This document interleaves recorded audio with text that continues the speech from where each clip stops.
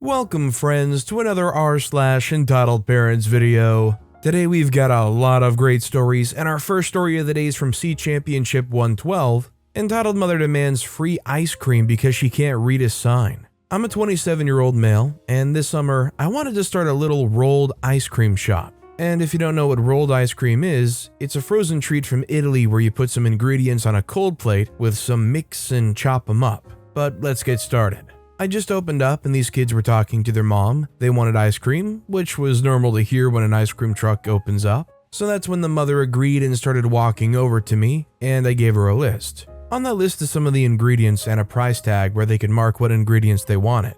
When they're done picking the ingredients, I looked and they'd almost picked off all of the ingredients on it, so I said, "Excellent, that'll be 1590 crowns, Danish money." And the mom said, "No, it'll only be 24, see?" It turns out they thought that the 5 crown price tag for expensive ingredients were for all ingredients, not every single ingredient like it was. I said, "Sorry, that tag's for individual ingredients, not all, but if you want, you can write a new list." They say, "No, I want all of it and I'll have it for free because you didn't clarify good enough." "No, I will not. Do you want the ice cream full price or not?" She was really pissed to hear that, then slammed her hands on the counter and screamed like a banshee, "You either give us free ice cream or I call your manager." I just said, "Go ahead." She seemed to be even more fuming after that and called the manager number, which was on the side of the truck. Her face turned completely white after my phone started ringing. I simply took the call and said, "Sorry, I'll not give you free ice cream,"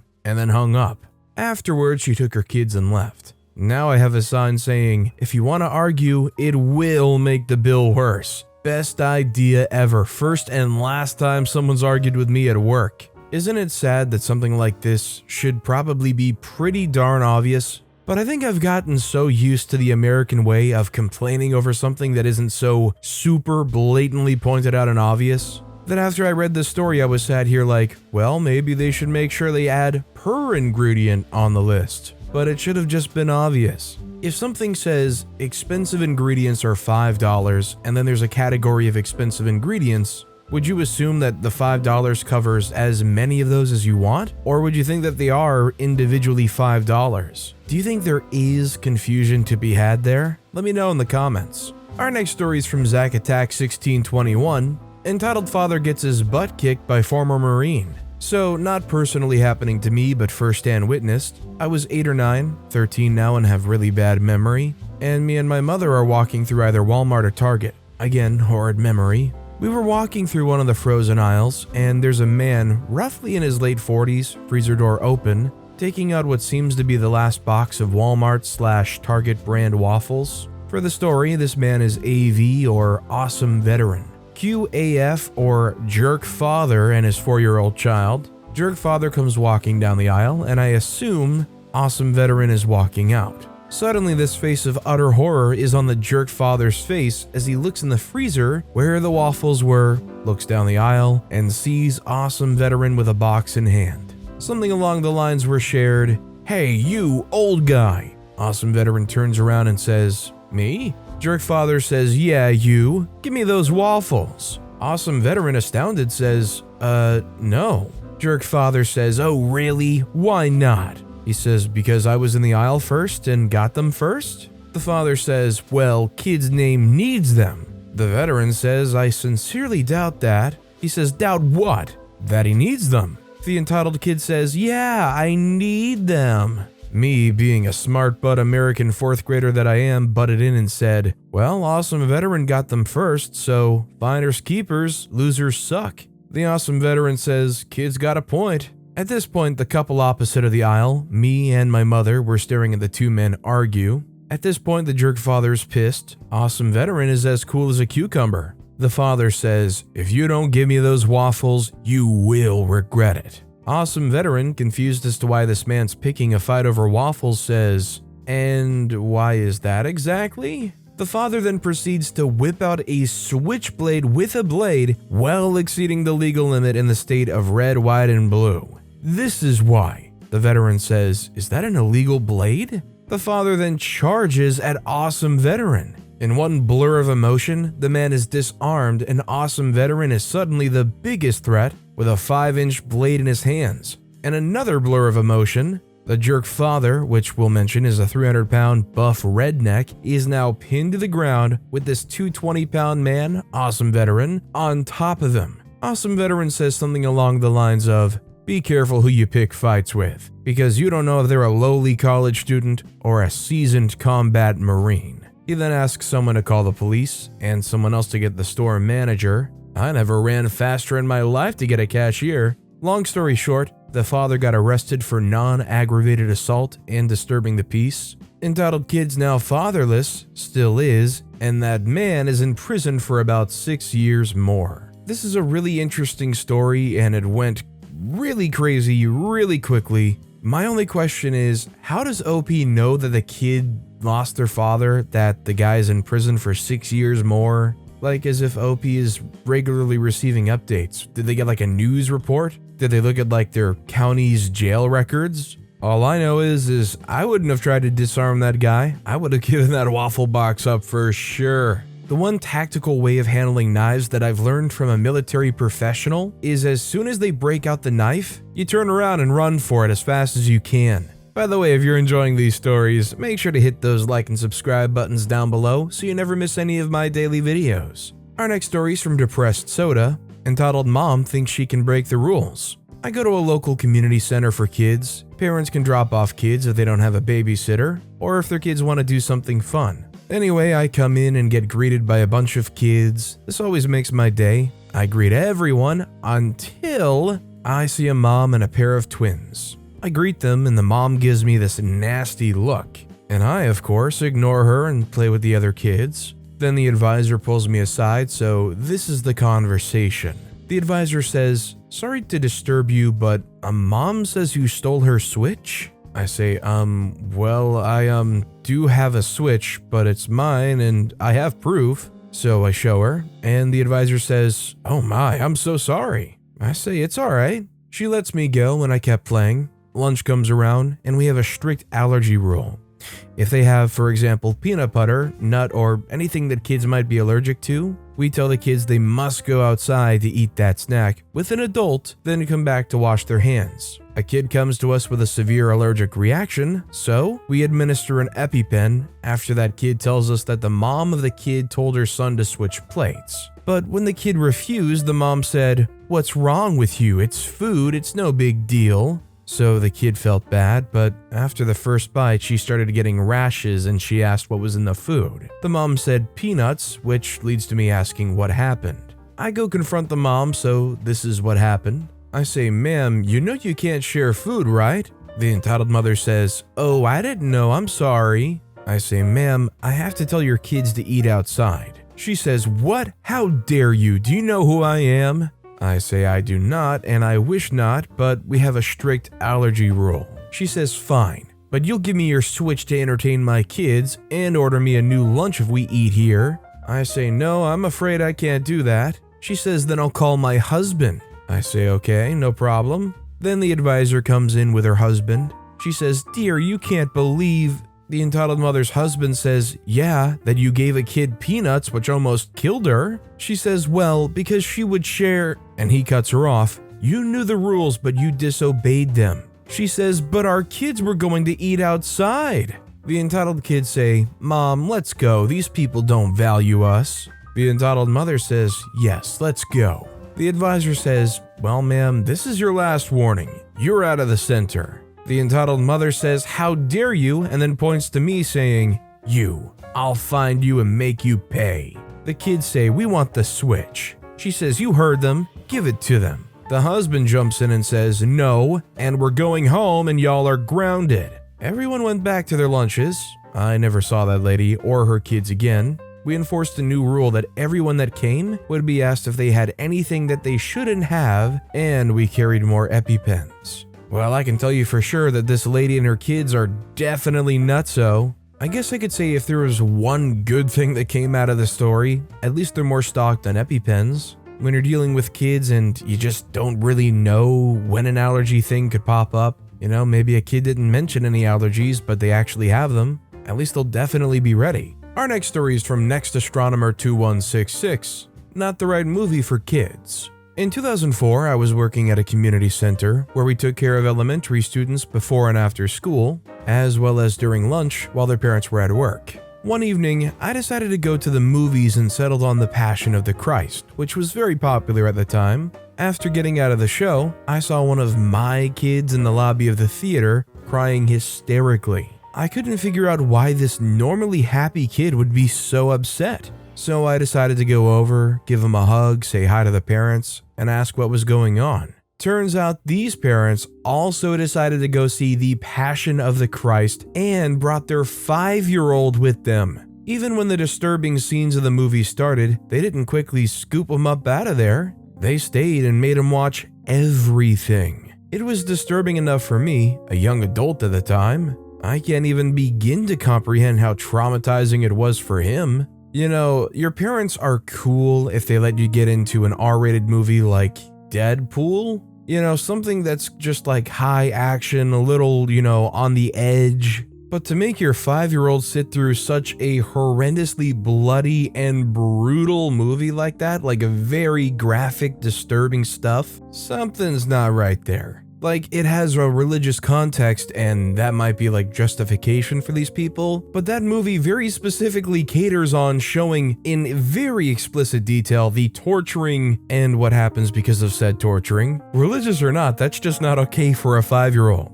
Our next story is from Chaos King 1081. Parents ignore my warning about a mature comic, then throw a fit when their kids are upset by the content. So this happened a few weeks ago. I stopped at a local comic book shop to pick up a hardback copy of The Last Ronin. For those that aren't familiar with the book, it's a Teenage Mutant Ninja Turtle story where 3 of the brothers have been killed, and the surviving brother is on a mission to avenge their deaths. So as I'm taking the book to the counter to buy it, these 2 kids, a boy and a girl who look to be between 5 and 7 years old, see the book and ask their parents for a copy. So as I'm speaking with the cashier, their father approaches me. He says, "Excuse me, my kids were interested in that book you have. Are there any more copies?" I say, "Yes, there's one more, but this book is pretty violent for kids their age. You'd probably be better off buying them another title," pointing to another Turtles book. Mother, who joined the conversation, says, "It's Ninja Turtles. I'm pretty sure my kids can handle characters from a Nickelodeon show." I say, "But this book is more in the tradition of the original comics from the 80s. The father says, "It's fine, just show me where the book is." I say, "Okay, it's right on that first shelf, but I warned you." So I continue talking with the cashier as the family sit down to look through the book. All of a sudden, we start hearing crying from both kids as they're seeing their favorite heroes on a half shell meet their doom. The father tries to console the kids while the mother angrily approaches the counter. She says, "What is this? Ninja Turtles are supposed to be for kids." But after seeing this book, they'll never be able to look at turtles the same. This book just ruined my kids' favorite cartoon for them. The cashier says, "Ma'am, we tried to warn you that these weren't the Nickelodeon turtles your kids like. And I even suggested a more family-friendly title for you, but you insisted on that one." She says, "You shouldn't be selling this book in the first place." And with that, she demands that the cashier let them have 2 different books free of charge to apologize for the emotional stress the kids now had to deal with. I say, "I'm sorry, ma'am, but you were warned about the book. I can't just give you something for free because your kids are crying. Besides, you didn't even purchase that copy, The Last Ronin." Hearing that, the mother tried blocking people from buying anything, but she quickly stopped at the threat of the cashier calling the police. She muttered something about getting people together to boycott the store till it gets shut down, and then she stormed out.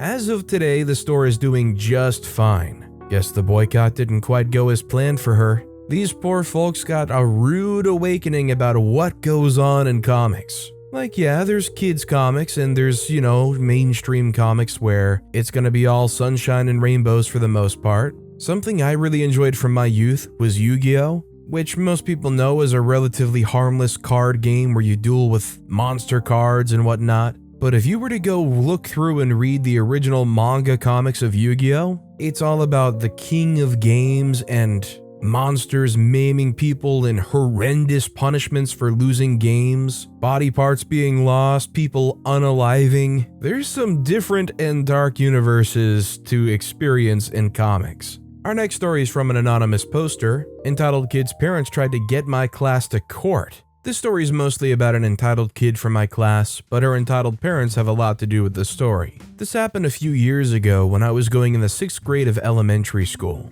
We had 2 entitled kids in class. One was really annoying but didn't cause any major troubles. The other one, which I'm going to talk about, was kind of annoying, but this time she took it too far. So that one entitled kid didn't have many friends generally, but in the 6th grade she lost her 2 friends. She then decided to go to many best friends and split them up so she could have more friends. She did that to 4 best friends. She was always trying to act nice, but we all knew that she wanted students to backstab their best friends so she could get more friends. We often sat with her so she wouldn't feel lonely, but she always said, "Thanks, but I prefer being alone." So after a while, we didn't give much attention to her. Fast forward a few months, me with my class created a Skype group to talk about that entitled kid and how she was such a witch by wanting to split us up.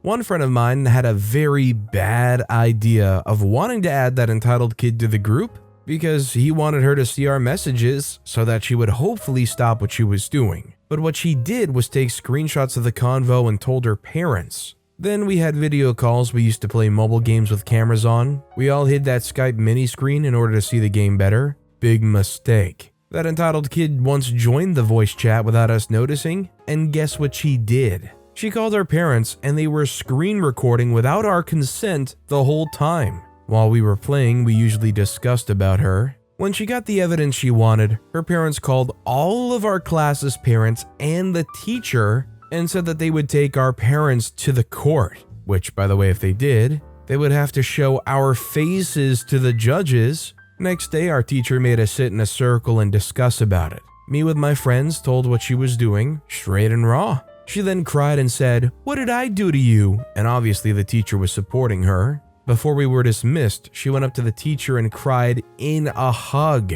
At the break, me and my friend were like, "We're going to do this no matter the cost." So we went to the teacher and started telling her exactly what happened. All the backstory, and we were countering all her arguments. As I said, we didn't care about what could happen later, so we were speaking with loud voices and perfect arguments. 10 minutes later, she was still supporting the entitled kid, and most of my friends just left because they were tired of all her crappy arguments. Me and one of my friends stayed and we argued, countering the same arguments over and over again, till she finally admitted that what the entitled kid did was wrong. But we shouldn't have created that group in Skype.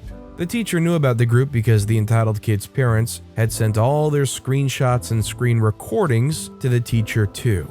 It's still crazy for me how she wanted to get us to court for such a thing, even though 70% of the fault was hers. I know that we shouldn't have created that group in Skype, but we couldn't stand what she was doing. Generally though, parents should tell their children what they've done wrong rather than just supporting their kid because they're entitled to it. If you disagree with something we did, tell me and I'll try to tell you why we did it. That's it, folks. Cheers. This actually kind of crosses over into a very interesting gray area that I've heard of. I remember a while back there was some kind of story going around where I think there was some girl that went on Snapchat and said like they hated their school or their school sucked or, something a little bit more elaborate than that. But essentially there was like this big case where all of a sudden it was being decided whether or not what this kid said on Snapchat on their story outside of school, whether the school had any right to police them or do any kind of like suspension or related things based on what they said out of school on their profile.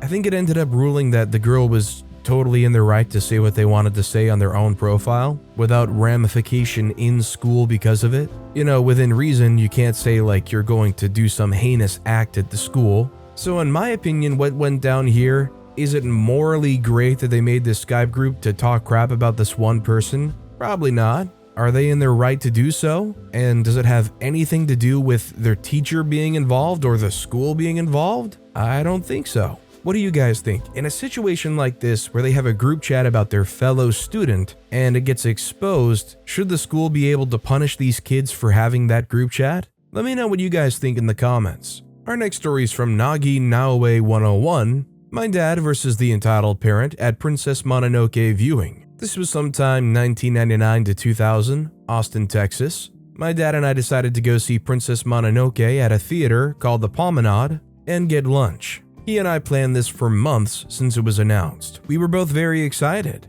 At the time, I had just turned 19 and it was very important to me. My mom even went through buying tickets, so this was to my family kind of cool. We're fans of Miyazaki, and since Warriors of the Wind, Nausicaa, yeah, since the bad dub years. On this day, my dad and I went to a huge game store, and at the time, Final Fantasy VIII had just come out and it was cool. That was until my father ran into this entitled parent. She had her kids and saw my father and I waiting for the movie. The video game store was right by the entrance, and I was busy checking the prices for some games. I heard her talking to my dad about whatever church she went to. My dad, being the most honest person, smiled and said, "Well, I'm taking my daughter to see... what was that animated thing again?" Entitled parent smiled. "Oh, how old is she? My daughter's 11. She just made honors at some private Christian school." They say, "Oh, my daughter's 19. Her birthday was last week. This is part of my gift. Oh yeah, Princess Mononoke." The woman looked surprised. "That's a weird name for a Disney princess." I finally walked over and said, "It's an anime, and not made by Disney." She says, "Anime is of the devil. What kind of father takes their kid to satanic movies?" The woman's voice raises a bit, and I wasn't sure how to respond. "I think my daughter's old enough to decide." My father was now getting annoyed. "She's 19.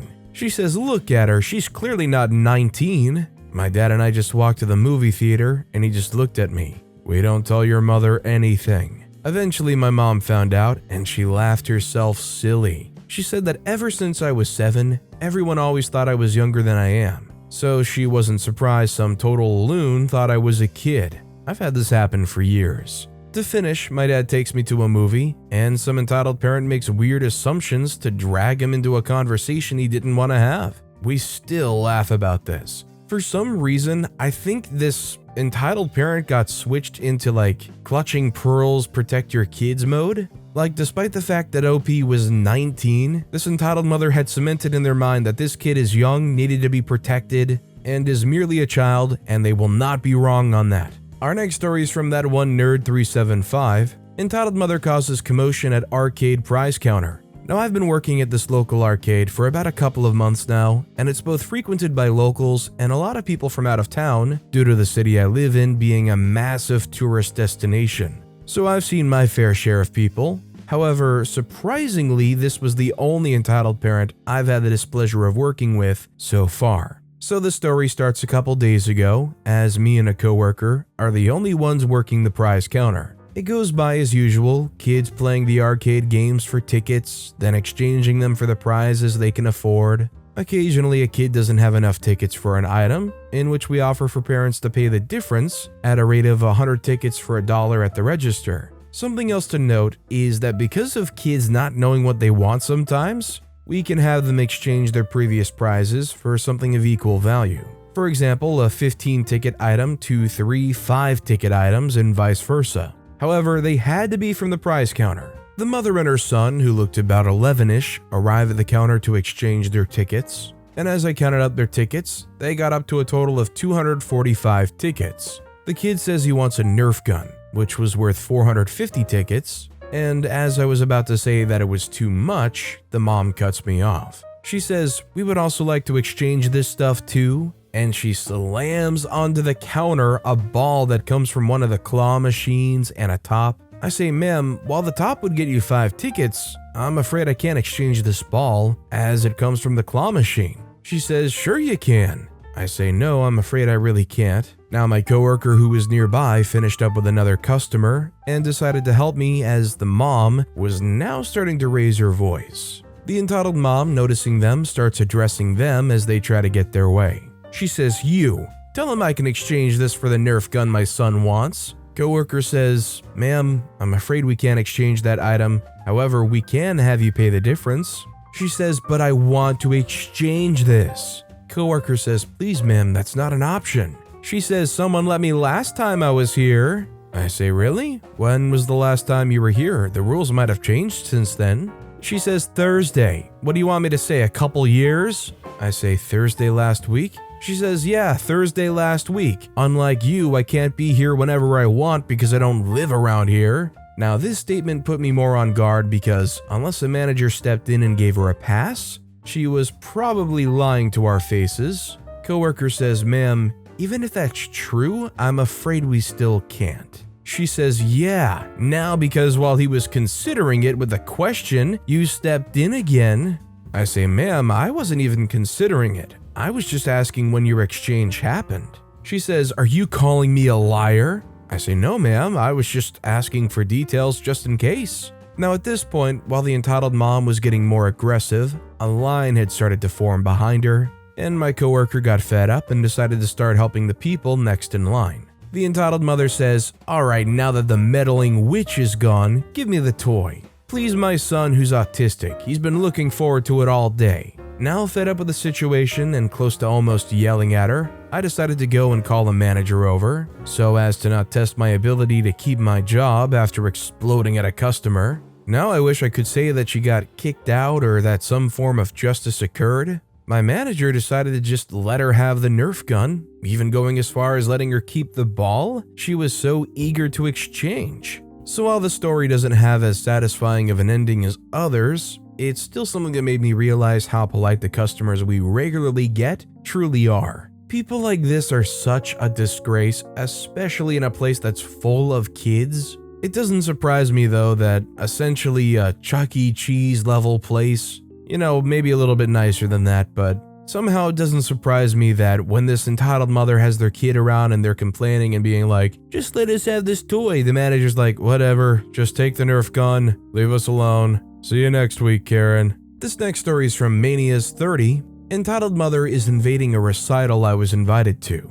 I'm a musician, female, 27, with no career. I was just recently invited to a recital through a friend of mine. Now, I haven't performed a solo for a proper audience, proper meaning on an actual stage, and not either on the street or for a small group of people in a room, for over a year. So I was really excited to show my stuff. So excited, I decided to invite as many people I could who I thought would be interested, including my parents. For a bit of context, my relationship with my parents is a bit rocky, but I still love them. They're the ones that raised me, they're the ones that taught me how to love music, and my brother is my best and favorite companion out of all the friends I've had. I know my mother has her favorites given the time of day. One day it's me, the next it's my brother, and then it's me again. This is just one of those days where she picks my brother as her favorite. So I say, "Hey Mom, how's it going?" She says, "It's going good, how about you?" I say, "I'm doing good. I'm going to be performing in a recital soon," and I give the time and place. She says, "What are you playing?" I say, "A Dr. Seuss take on 500 Miles. She says, "Okay, can your brother play?" I say, what?" She says, "Your brother Joe? He said he wants to play in the recital." I say, "You'll have to ask her yourself then, and have Joe do it. It's more professional that way." She says, "Well, can't you find out an RSVP for us?" I say, "I can put a good word in, but that's all. Also, there's a fee associated with performing." She says, "The fee's no problem. Joe just wants to know if he can play in the recital." I say, "Mom, that's not my call to make. You're going to have to ask the host yourself." She says, "Fine." I don't know if this is considered entitled, but I should say that it is. It was supposed to be an exciting event for me, for having not played in a few years. And then she wants to steal the show through my brother. Not only did they want to steal the show through OP's brother, it's the sheer lack of consideration for anything that OP was actually doing here. There wasn't any like, "Oh, that's great," or "Oh, I'm so happy for you," or "Oh, I hope you enjoy it." It was just immediately to, "Oh, hey, can your brother do that?" Celebrate your kid who's actually doing it first. And our final story of the day is from Free Medicine 4905. Entitled mother banned me from going to graduation and tried to get me to drop out of college. So the story starts when I was 18. I was graduating high school. My mom, entitled mother, has always been jealous. I'm naturally built well, although I had my fair share of, fake according to her, eating disorders, image issues, confusion from literally looking so different from my family.